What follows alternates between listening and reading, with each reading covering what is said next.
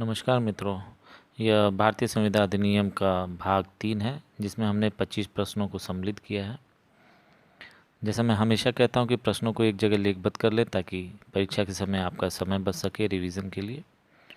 तो चलिए शुरू करते हैं आज का ये वीडियो। प्रश्न नंबर 1, निम्नलिखित में से कौन संविदा के लिए आवश्यक नहीं है? ऑप्शन है ए सक्षम पक्षकार, बी वैध प्रतिफल, सी वैध उद्देश्य या डी युक्तियुक्त निर्बंधन और शर्तें। इसका सही उत्तर है डी युक्तियुक्त निर्बंधन और शर्तें। यह प्रश्न धारा 10 पर आधारित है, जिसमें बताया गया कि सब करार संविदाएं हैं यदि वे संविदा करने के लिए सक्षम पक्षकारों की स्वतंत्र सहमति से विधिपूर्ण प्रतिफल के लिए और विधिपूर्ण उद्देश्य के लिए किए गए हैं और अभिव्यक्तता शून्य घोषित नहीं किए गए हैं। अतः स्पष्ट है कि संविदा की आवश्यक शर्तों के अंतर्गत विकल्प डी नहीं आता है। तो इसका सही उत्तर हुआ डी युक्तियुक्त निर्बंधन और शर्तें संविदा के लिए आवश्यक नहीं है। प्रश्न नंबर 2, क्या एक अवैध संविदा का पक्षकार हो सकता है? ऑप्शन है ए हाँ, बी नहीं, सी हाँ और नहीं दोनों, डी कोई नहीं। इसका सही उत्तर है बी नहीं। यह प्रश्न धारा 11 पर आधारित है, जिसमें बताया गया है कि संविदा करने के लिए प्राप्त व्यय होना चाहिए और स्वश्चित होना चाहिए। अतः यह स्पष्ट है कि संविदा करने के लिए प्राप्त व्यय होना चाहिए, अवैध संविदा का पक्षकार नहीं हो सकता। तो इसका सही उत्तर हुआ बी। प्रश्न नंबर 3, निम्नलिखित में से कौन सा वाद अवैध संविदा पर महत्वपूर्ण वाद है? ऑप्शन है ए मोहरी बीबी बनाम धर्मोदास घोष, बी सत्यव्रत घोष मंगनीराम, सी डेरी बनाम पीक या डी हैंडले बनाम बैक्सेंडल। इसका सही उत्तर है ए मोहरी बीबी बनाम धर्मोदास घोष। इस मामले में प्रीवी काउंसिल ने यह मत व्यक्त किया था कि अवैध द्वारा की गई संविदा शून्य होती है। प्रश्न नंबर 4, एक अप्राप्त व्यय के साथ अथवा उसके द्वारा की गई संविदा है। ऑप्शन है ए विधिमान्य, बी शून्य, सी शून्यकरणीय, डी पक्षकार के विकल्प पर शून्यकरणीय। इसका सही उत्तर है बी शून्य। यदि हम भारतीय संविदा अधिनियम की धारा 10 देखें तो इसके अनुसार संविदा करने के लिए सक्षम पक्षकार होना चाहिए, इसकी बात कहता है। और सक्षम पक्षकार क्या है उसके लिए धारा 11 देखेंगे। इसमें सक्षम पक्षकार वह है जो प्राप्त व्यय हो और स्वश्चित हो।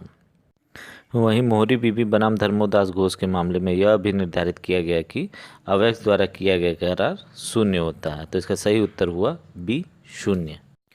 प्रश्न नंबर 5, अ और ब आपस में विवाह करने के लिए संविदा करते हैं। विवाह के लिए नियत समय से पूर्व ही अ पागल हो जाता है।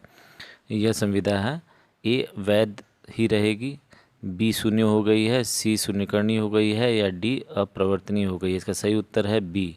अगर धारा 11 को देखें तो जिसमें बताया गया है कि ऐसा व्यक्ति संविदा करने के लिए सक्षम है जो प्राप्त व्यय हो, स्वश्चित हो और किसी विधि द्वारा जिसके वह अध्ययन है संविदा करने के लिए निर्हित ना हो। अतः स्पष्ट है कि संविदा करते समय पक्षकार स्वश्चित होना चाहिए। तो इसका सही उत्तर हुआ बी। प्रश्न नंबर 6, पागलखाने का एक रोगी जो अंतरालों में स्वश्चित हो जाता है, उन अंतरालों के दौरान में ऑप्शन है ए संविदा नहीं कर सकता है, बी संविदा कर सकता है, सी डॉक्टरी सर्टिफिकेट मिलने पर संविदा कर सकेगा या डी पूर्ण स्वस्थ होने पर संविदा कर सकेगा। इसका सही उत्तर है बी संविदा कर सकेगा। यह धारा 12 पर आधारित है, जिसमें बताया गया कि जो व्यक्ति प्राय विकृचित रहता है किंतु कभी कभी स्वश्चित हो जाता है, वह उस स्वश्चित हो तब संविदा कर सकेगा। अतः विकल्प बी। प्रश्न नंबर 7, भारतीय संविदा अधिनियम की निम्नलिखित धाराओं में से कौन सी धारा संविदा करने की क्षमता से संबंधित है? ऑप्शन है ए धारा 2, बी धारा 4, सी धारा 11 या डी धारा 30। इसका सही उत्तर है सी धारा 11। धारा 11 के अंतर्गत पक्षकार के संविदा करने की क्षमता या सक्षमता का उल्लेख किया गया है। तो इसका सही उत्तर हुआ सी धारा 11। प्रश्न नंबर 8, भारतीय संविदा अधिनियम की निम्नलिखित धाराओं में से किस धारा में सहमति शब्द परिभाषित किया गया है? ऑप्शन है ए धारा 13, बी धारा 14, सी धारा 15 या डी धारा 12। इसका सही उत्तर है ए धारा 13। धारा 13 में सम्मति को परिभाषित किया गया। इसके अनुसार जो दो या अधिक व्यक्ति सम्मत हुए तब कहे जाते हैं जबकि वे किसी एक बात पर एक ही भाव में सहमत होते हैं।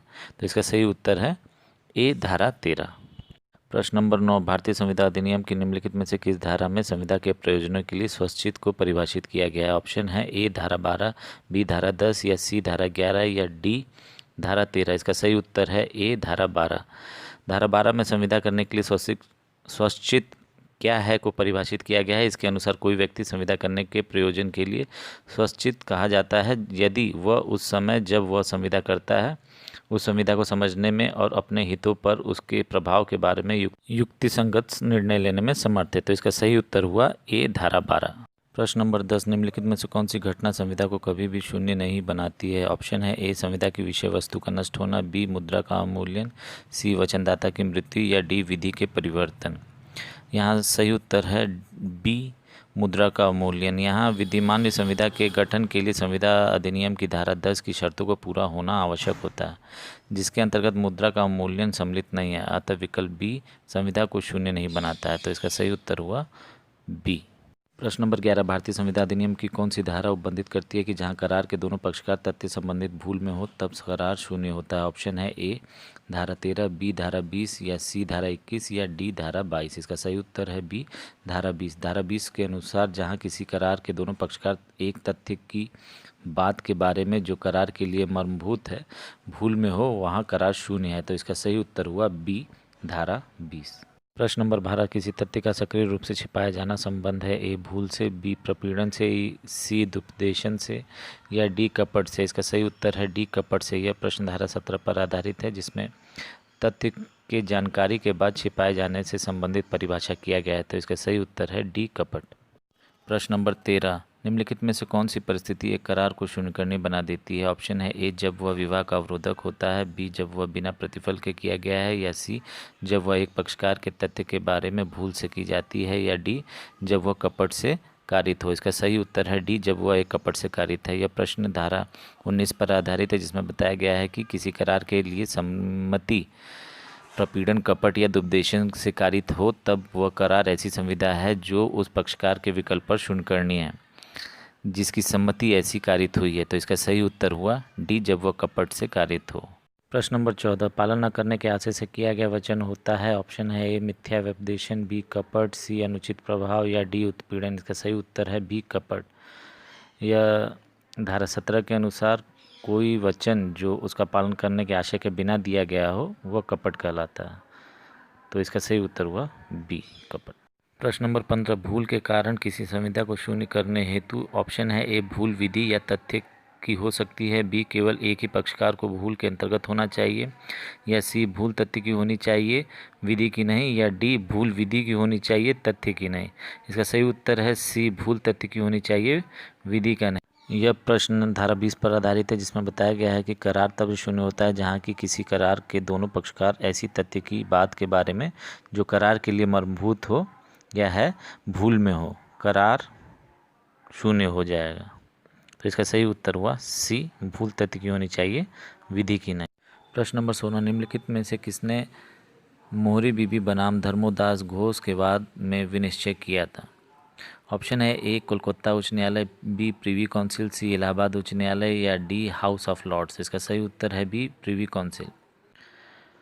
इसमें यह मत व्यक्त किया गया था कि अवैक्स द्वारा किया गया करार शून्य होता है और उसे अवैक्स के विरुद्ध परिवर्तित नहीं कराया जा सकता।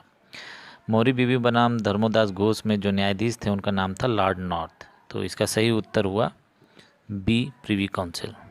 प्रश्न नंबर 17, स्वतंत्र सहमति के अभाव में किए गए करार होते हैं? ऑप्शन है ए, वैध, बी, अवैध, सी, शून्य, या डी, शून्य करनी। इसका सही उत्तर है डी, शून्य करनी। अब आपको ये बताना है कमेंट सेक्शन में कि शून्य करनी की परिभाषा किस सेक्शन में की गई है। प्रश्न नंबर 18, क नीलामी द्वारा ख को एक घोड़ा बेचता है जिसके विषय में क जानता है कि वह ऐबदार है। क घोड़े के ऐब के विषय में ख को कुछ नहीं कहता है। यहाँ ऑप्शन है ए, क की ओर से कपट नहीं है, बी, क ने कपट किया है, सी, क ने ख को सच नहीं बताया, या डी, क ने अनैतिक कार्य किया है। यहाँ ऑप्शन ए सही है, क की ओर से कपट नहीं है। यह प्रश्न धारा 17 के स्पष्टीकरण पर आधारित है, जिसके अनुसार संविदा करने के लिए किसी व्यक्ति की रजामंदी पर जिन तथ्यों का प्रभाव पड़ना संभाव्य हो उसके बारे में केवल मौन रहना कपट नहीं है, जब तक कि मामले की परिस्थितियां ऐसी न हो जिन्हें ध्यान में रखते हुए मौन रहने वाले व्यक्ति का यह कर्तव्य हो जाता हो कि वह बोले, या जब तक कि उसका मौन स्वतः ही बोलने के तुल्य न हो। उक्त समस्या धारा 17 के दृष्टांत क पर आधारित है। इसके अनुसार क की ओर से कपट नहीं है। तो इसका सही उत्तर हुआ ए। प्रश्न नंबर 19, लोक नीति अनियंत्रित घोड़ा है यह कहा गया था।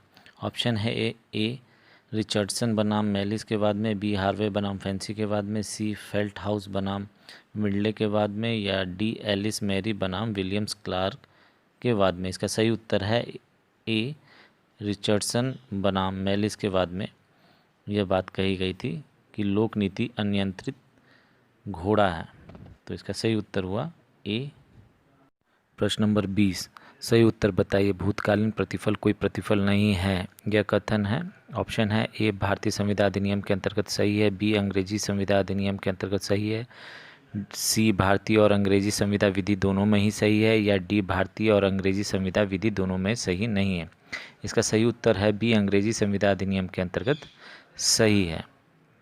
यहाँ इसको देखेंगे कि अंग्रेजी विधि के अंतर्गत भूतकालीन प्रतिफल को मान्यता नहीं दी गई है, अर्थात अंग्रेजी विधि में भूतकालीन प्रतिफल को कोई प्रतिफल नहीं माना जाता है के संबंध में कथन सत्य है, तो इसका सही उत्तर हुआ बी।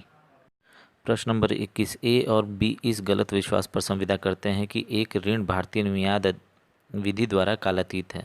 इस मामले में संविदा है। ऑप्शन है ए वैध, बी शून्य, सी शून्यकर्णी, या डी उपरोक्त में से कोई नहीं। इसका सही उत्तर है ए वैध।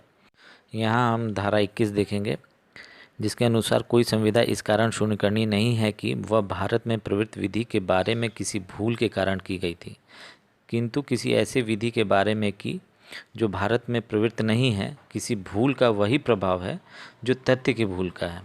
धारा के साथ जुड़े दृष्टांत से यह स्पष्ट है कि उक्त समस्या में की गई संविदा शून्यकर्णी नहीं है, अर्थात वैध है, तो इसका सही उत्तर हुआ ए वैध। प्रश्न नंबर 22, किसी विवाहित महिला को ऋण देने का अनुबंध इस प्रतिफल के साथ कि वह अपने पति से तलाक लेकर ऋणदाता से विवाह करेगी। ऑप्शन है ए विधिमान्य है, बी शून्यकर्णी है, सी शून्य है, या डी उपयुक्त में से कोई सही नहीं है। इसका सही उत्तर है शून्य है। यह प्रश्न 1885 का एक वाद था बाई बिजली बनाम नंसा सागर के वाद में अभी निर्धारित हुआ था, जिसमें यह बताया गया था कि किसी विवाहित महिला को इस शर्त पर ऋण देने की वह अपने पति से तलाक ले सके और ऋणदाता से विवाह कर सके, यह करार अनैतिक होने के कारण शून्य होगा और ऋणदाता कर्ज के रूप में दी गई रकम वसूल नहीं कर सकता, तो इसका सही उत्तर हुआ सी। प्रश्न नंबर 23, 1000 रुपये मूल्य के घोड़े को 10 रुपये में बेचने का वचन देता है। यह करार ऑप्शन है ए शून्य है, बी शून्यकर्णी है, या सी वैध है, या डी अप्रवर्तनीय है। इसका सही उत्तर है सी वैध है। यह प्रश्न धारा 25 पर आधारित है, जिसमें बताया गया कि प्रतिफल के बिना संविदा शून्य है, अर्थात विधिपूर्ण संविदा के निर्माण के लिए प्रतिफल का पर्याप्त होना आवश्यक नहीं। इसको ठीक से और समझने के लिए धारा 25 का दृष्टांत च जरूर देखें। प्रश्न नंबर 24, भारत में प्रवृत्त किसी विधि के संबंध में भूल का करार पर क्या प्रभाव पड़ेगा। ऑप्शन है ए शून्यकर्णी नहीं होगा, बी शून्यकर्णी होगा, या सी शून्य होगा, या डी शून्य नहीं होगा। इसका सही उत्तर है ए शून्यकर्णी नहीं होगा। यहाँ धारा 21 विधि के बारे में की गई भूल के प्रभाव के संबंध में उपबंध करती है। इसके अनुसार कोई संविदा इस कारण शून्यकर्णी नहीं है कि वह भारत में प्रवृत्त विधि के बारे में किसी भी भूल के कारण की गई थी, किंतु किसी ऐसी विधि के बारे में कि जो भारत में प्रवृत्त नहीं है, किसी भूल का वही प्रभाव होगा जो तथ्य की भूल का है, तो इसका सही उत्तर हुआ ए शून्यकर्णी नहीं होगा। प्रश्न नंबर 25, यह किस वाद में निर्णित किया गया था कि अवैक्स द्वारा किया गया संविदा प्रारंभ से ही शून्य होता है। ऑप्शन है ए क्रेल बनाम हेनरी, बी कार्लिक बनाम कार्बोलिक स्मोक बॉल कंपनी, सी लालमन शुक्ला बनाम गौरीदत्त, या डी मोहरी बीबी बनाम धर्मोदास घोष। इसका सही उत्तर है डी मोहरी बीबी बनाम धर्मोदास घोष। इसमें प्रीवी काउंसिल ने यह मत व्यक्त किया था कि अवैक्स द्वारा किया गया करार प्रारंभ से ही शून्य होता है, जिसे अवैक्स के विरुद्ध प्रवर्तन नहीं कराया जा सकता, तो इसका सही उत्तर हुआ डी।